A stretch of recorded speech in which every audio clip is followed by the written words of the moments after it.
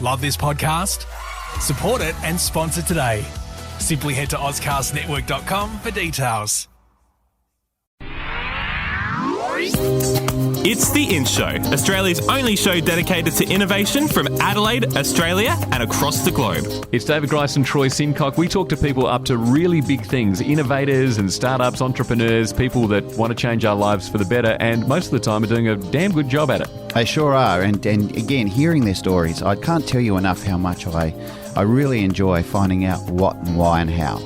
Not just about what they're doing, but how and why they do it. And the only way you can continue to do that is if you resubscribe to this podcast. That's right. You've got to subscribe to our new feed in Apple Podcasts to keep listening to The In Show. And all you have to do is find the coloured logo and subscribe to that feed, because the old feed will disappear very soon. Now, we do this podcast from Adelaide, South Australia, and we know that we have an audience in 44 countries. So let's explain what is actually happening for us right now. The Adelaide Fringe is on. That might not mean too much to you, but I can tell you it's completely transformed this city. Absolutely. It's the second largest fringe festival in the world, next to Edinburgh Fringe over in the UK.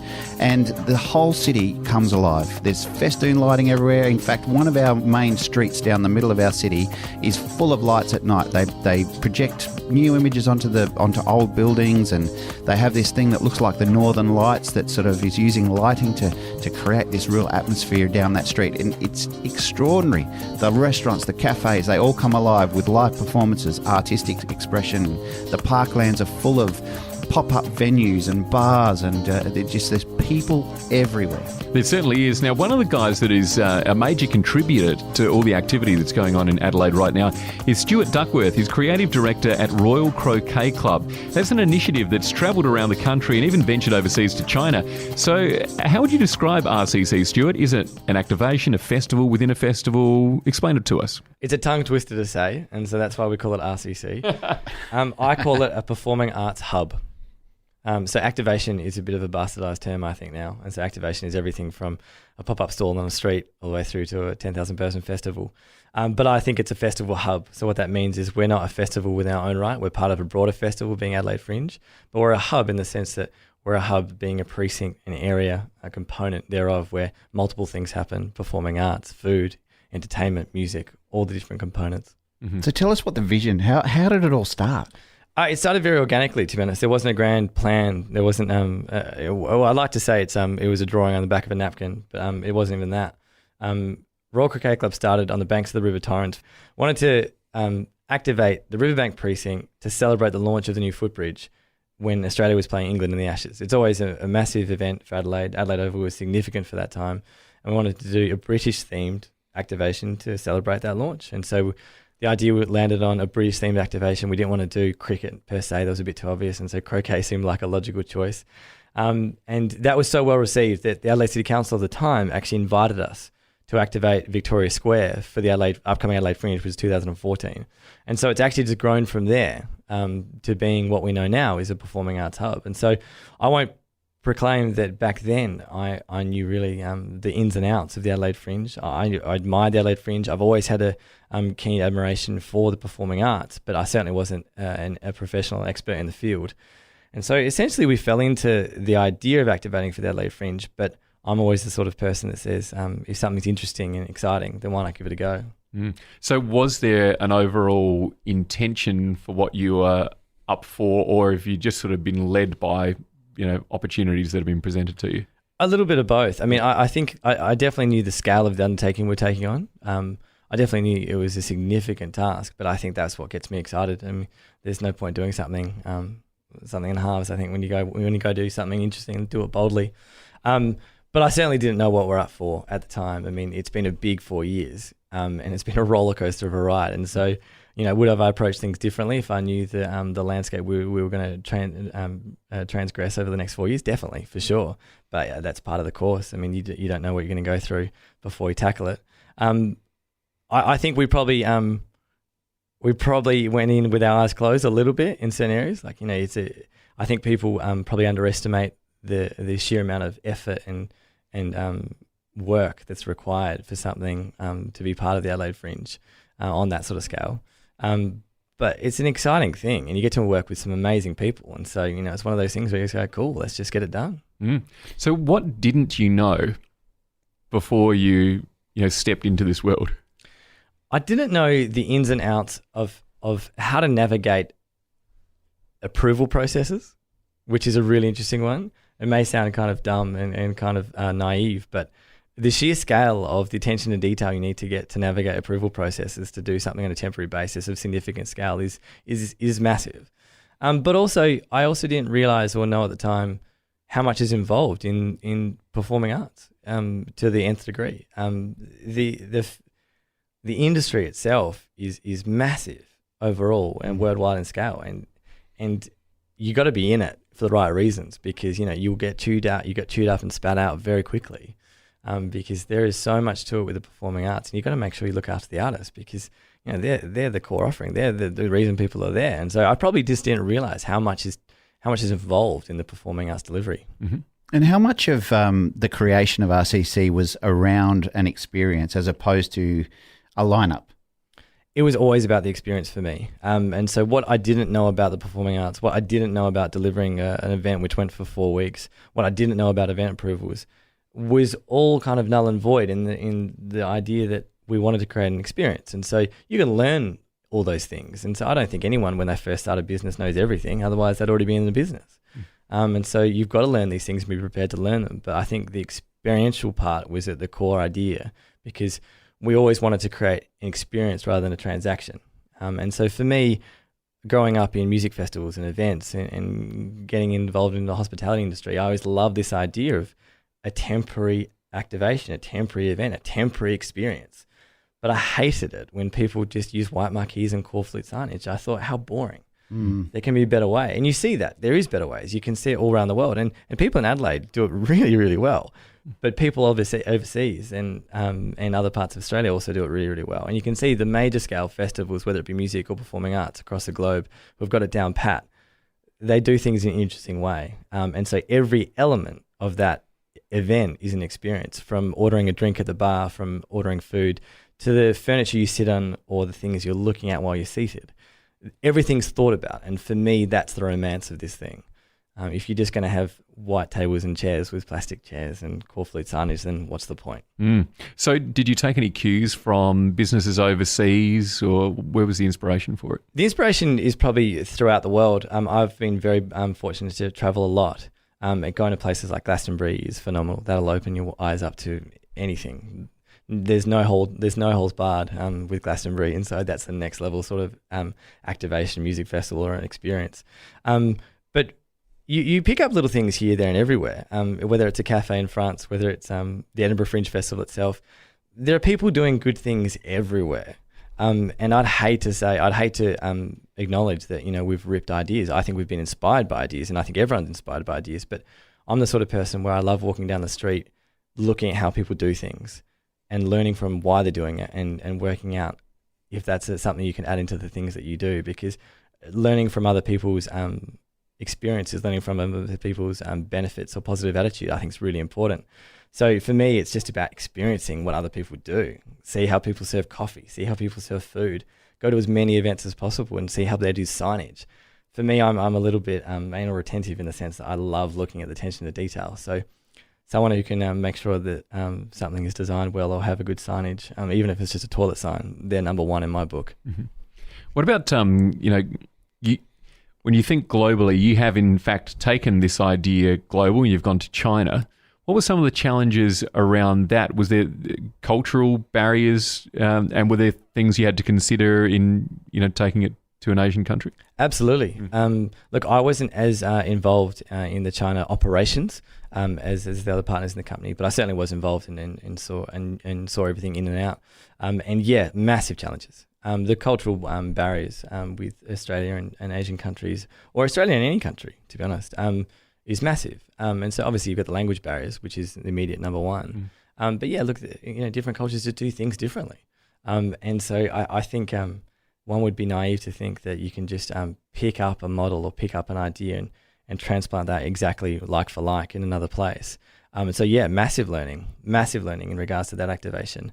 And really interesting, because you just get a much broader perception of, we're all the same being, we're all the same person, but we have a very different take on the world because of the culture and circumstances we're involved in. Mm-hmm. So massive challenge. And taking that experience and also looking at what we did and have been working on in Edinburgh for the last couple of years gives another experience, because even though Australia and obviously Scotland have, both speak English, there's still different cultural barriers there. So transplanting anything outside of your hometown, I think, is a massive undertaking, which certainly shouldn't be underestimated. Mm-hmm. So where do you draw your inspiration from when you're actually creating these? I mean, you've talked about walking down the streets and seeing how things are being done, but when you go to the RCC, the way that the place feels and the way you've built buildings within it and those sorts of things as temporary things, where do those kinds of things come? Do you hire someone to help you with that, or is this just your own vision? No, I definitely can't take credit for all of it and never would. I like to steer a lot of the direction, but the inspiration is people. Is absolutely people. It's the people we work with. It's the people we engage as our artists. It's the people that we see every day. So we get inspired by what other people do and try and think about what they want to see in a space. So we work closely with designers who help us design the frontages of venues. We work with other people to try and work out what the best orientation of a space may be. It's the simple basics of trying to design a cafe and working out where tables and chairs go. The same principles apply for a festival which is 20,000 square meters. It's just bigger and more in depth. So you want to really think about the clientele, the person who's coming to your event, and think about, well, what do they want to see? And if you can draw that back to some underlying tones of conceptual themes, it just gives it a bit more of a unique experience in the sense that you can give them an experience they wouldn't normally get down the road. So for me, it's not one core inspiration, but I love working with people and I love throwing out an idea and them saying, well, no, that's shit, but what about this? Because that's kind of where you get to a really good spot. I don't think anyone has the best ideas or the perfect ideas. And so working with others, routing off an idea, seeing if you can add to their ideas or change something as part of it, that's kind of where you get to a good realm. As an outsider looking in, you associated with something like RCC. You see the people like yourself, the creatives behind it who get to tell the story. You visit it and you see the workers on site, people playing their part. But is there a key role that we don't get to see that is essential to the success of something like RCC? I think there's lots. There's heaps of roles which you wouldn't see from a public perspective. But I guess if there's a core role, it's that of the family atmosphere. An event like Croquet Club, an event of that scale, which we're not the only ones doing it. There's people doing it for the Adelaide Fringe and throughout the world. I don't think any of them would be possible at all unless you had a very close-knit family. I don't think there's one role in there which is more important than the others, and I include myself in that. I don't value the role I play over the programmers and the site managers, the bar managers, or anyone else. But it's the fabric that we all make up that's really important. And without that, you can't work the 18-hour days and the crazy stresses or the toilets being blocked up because you're not there to support one another. So I think that the key role is the close-knit family that you have to be in, and the communication that it has. I think it's very easy to probably look at some figureheads behind an event like RCC and think that, that's all there is, or that's the people who take credit. There are hundreds of people involved in the day-to-day operations of the event that we do, and they're there for a reason. Like, of course, everyone gets paid to do a role, but they're there because they want to, because they think it's important, and I think it's important, and it's that shared, focus or that shared dream. I use that term loosely, but I think it's fair, that I think gives everyone the motivation to carry on. So I don't think it's one key role. It's the key role of the family itself. Mm-hmm. And what do you think the future of these types of events are? I mean, how do you continually, every year on year, continue to evolve and change and innovate in what you're doing? It's hard, and I think the answer to that is you've got to put yourself in the mind of the consumer. The only way to stay current and innovate is to think about what people want next. And so I think the idea is obviously follow trends, but you've got to predict the trend. Those trends can be loose and with something which involves so many different elements like RCC, so food, entertainment. You've got to think about all these different elements. So, I'm not saying that we follow necessarily food trends or alcohol trends, but you've got to think about what's next. If you keep rolling out the same shows, the same look and feel, the same signage, the same entry point, the same way people experience it, they'll get bored People are creatures of habit and they get bored. So you got to think about what's next. And for me, you always come back to the experience. What else can you do with that space which you didn't do before? Mm-hmm. And for me, it's one of those interesting ones where an experience can be shit, but still interesting. Yeah.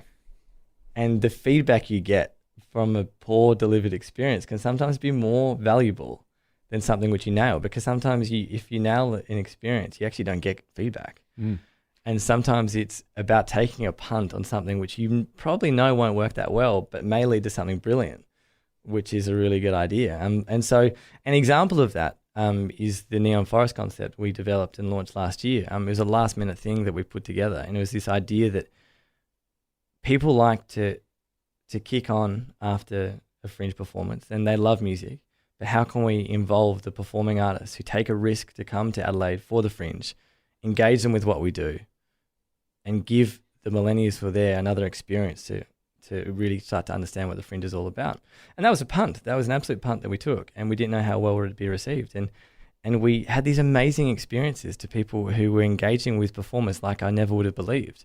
People who were opening up their utmost private stories and experiences on one-on-one conversations because of the context in which it was involved, all in what one would call on face value a party atmosphere.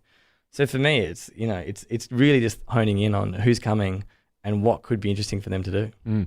Given that there's a lot of experimentation, and you're having to sort of predict the future and knowing if some things don't work out, how do you actually deal with failure? I think you just got to suck it up.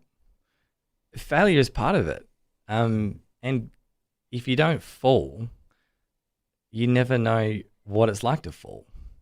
And falling's a really good thing because you know how good the success can be. If you never fall over, I think you get this false sense of security, this false sense of confidence.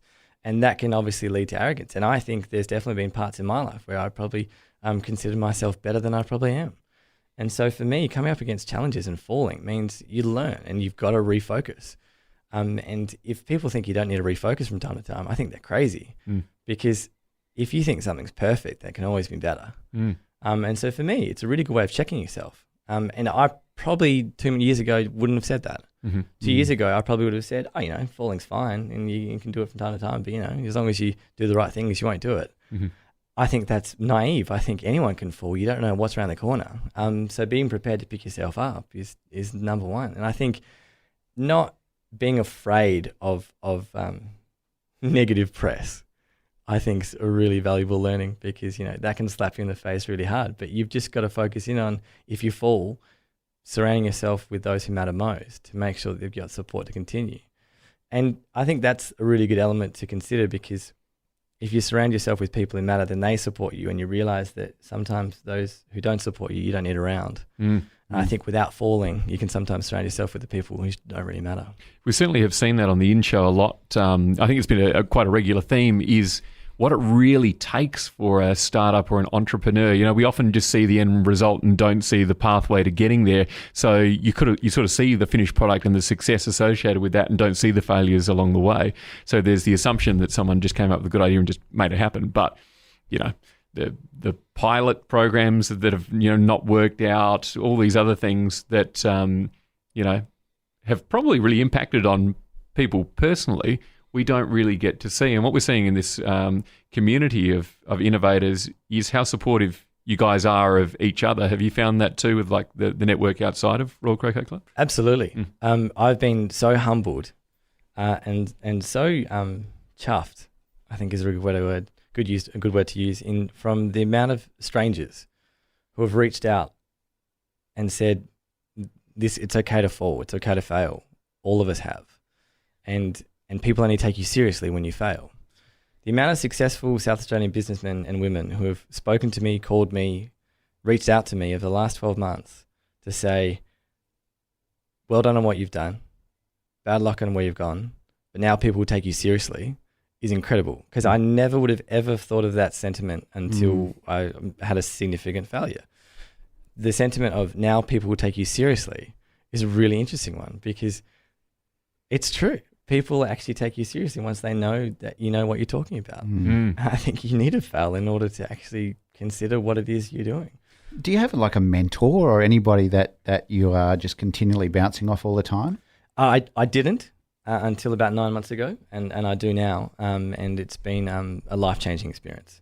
I didn't know where to start. I always thought a mentor would be a good idea, and I've been told that a mentor would be a good idea, but I never knew where to start. I think as a young person, when you're met with so many potential opportunities, you just run with it. You don't look to check yourself. You don't look to ask the ideas of who should I surround myself with to give me advice, and that is crazy. Not surrounding yourself with people who can actually give you sound advice and help check yourself along the way is the most valuable thing I've learned over the last 12 months. And I never had that until about 9 months ago. I had I've worked with some amazing people, and all my business partners, every single one of them, have taught me an amazing amount of things. But I never had someone outside of that group who wasn't so connected, who could give me an impartial, non-biased opinion. Having a mentor, having someone to check myself, even just seek professional advice is really, really incredibly important. So why do you do what you do? I think it is important. I think giving people entertainment and making people's lives a little bit more interesting is important. I don't save lives. I'm not in the health sector. I don't invent things which can make people's lives better. I provide entertainment. I provide a platform for people to be entertained. And I think that's really important, because if we're not entertained, if we're not kept interested, what's the point? I think making people smile, make people laugh is really, really important. And that's what gives me the motivation. The artists I work with spur me on every day. And seeing someone smile and have a good time and come up to me after a concert, after an event, after the smallest little gig, and say, thanks very much, that was really great. That for me is enough. Just that. That for me, knowing that people had a good time and knowing that they've walked away and can remember those experiences, that's what gives me the motivation, 100%. Great.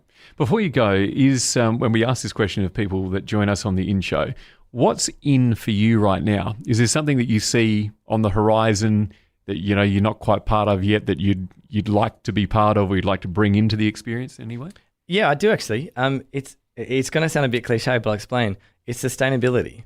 And I don't mean that in the obvious sense necessarily. I mean sustainability across everything we do in life. Over the last 5 years specifically, but even 10 years that I've worked in hospitality, I've seen people care a lot more. People care heaps more about what they consume and what they do. From the food that they eat to the recycling procedures they go through, they actually care. And the new demographic that's coming through and affecting or shaping our hospitality scene is caring a lot as well. And so what I'm seeing trends that actually now are influencing activations which I didn't think they once would. For example, music festivals are changing. Music festivals have a conscience now, whereas music festivals 10 years ago used to be a ginormous behemoth which didn't matter what happened, so long as there was people there and selling tickets and buying booze, that's fine. But now they care. And so for me, it's this really great notion that the consumer cares, so therefore the operator needs to care. And so it's this idea of events, hospitality, activations need to be sustainable, from the idea that they've got to reinvent themselves year on year, but also have an offering which cares, so people engage with and give back to the community. So I think this idea of sustainability cutting through everything we do, I think is really important and a really exciting trend, because it actually means people have to make an effort. Well, it's been great to chat to you, Royal Croquet Club Creative Director Stuart Duckworth. Thanks for joining us on the In Show. Thank you. The Royal Croquet Club is open until March 18 in Adelaide, South Australia. If you're not able to see it this year and you're living on the other side of the globe, book a holiday between February and March. Come to Adelaide. You will not regret it. It's David Grice and Troy Sincock on the In Show podcast. On the next podcast, we find out what's in. Yeah, we're talking with Andrew Hessel. Now, he was out here in South Australia for the Hybrid World Adelaide conference last year. Now, he's a futurist, but the really interesting things he talks about, the connection between the electronic world and the biological world. That's absolutely fascinating, and we're going to find out a little bit more about that. That's on the next podcast, and if you're enjoying what you're hearing, rate us 5 stars on iTunes. The In Show Interview. Subscribe to the In Show podcast on iTunes. A Dave and the Beanstalk production. Love this podcast? Support it and sponsor today. Simply head to AuscastNetwork.com for details.